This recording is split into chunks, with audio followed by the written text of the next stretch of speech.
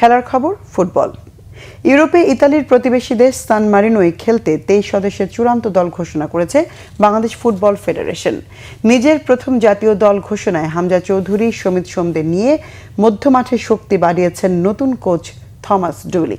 5 June FIFA র্যাঙ্কিংয়ে 211তম দেশের সান মারিনোর বিপক্ষে ইউরোপের মাটিতে প্রথম খেলবে বাংলাদেশ। ঘোষিত দলে গোলরক্ষণ পজিশনে বসুন্ধরার হয়ে ট্রেবল জয়ী আনিসুর রহমান জিকোকে ফিরিয়ে এনেছেন ডুলি।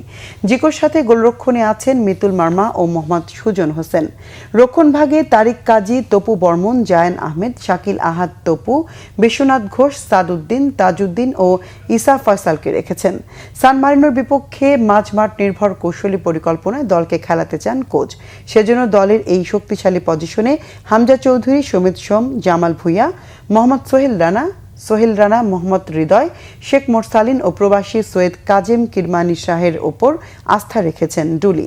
আক্রমণ ভাগে ফাহমিদুল ইসলাম, শাহরিয়ার ইমন, ফয়সাল আহমেদ ফাহিম ও রফিকুল ইসলামকে গুরুত্ব দিয়েছেন। যদিও দল নির্বাচন করতে গিয়ে কয়েকজন ফুটবলারকে বাদ দিতে হয়েছে ডুলিকে। আমি ফুটবলের পেছনে দৌড়াতে চাই না, ফুটবল খেলতে চাই। আমাদের পাসিং এবং রিসিভিং নিখুঁত হতে হবে। দল চূড়ান্ত করতে গিয়ে খেলোয়াড়দের অনুশীলন ও পারফরমেন্সকে সবচেয়ে বেশি প্রাধান্য দেওয়া হয়েছে।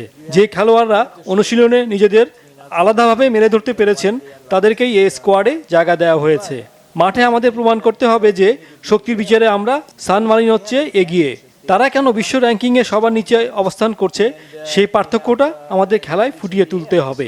We have corner kicks against us, free kicks against us.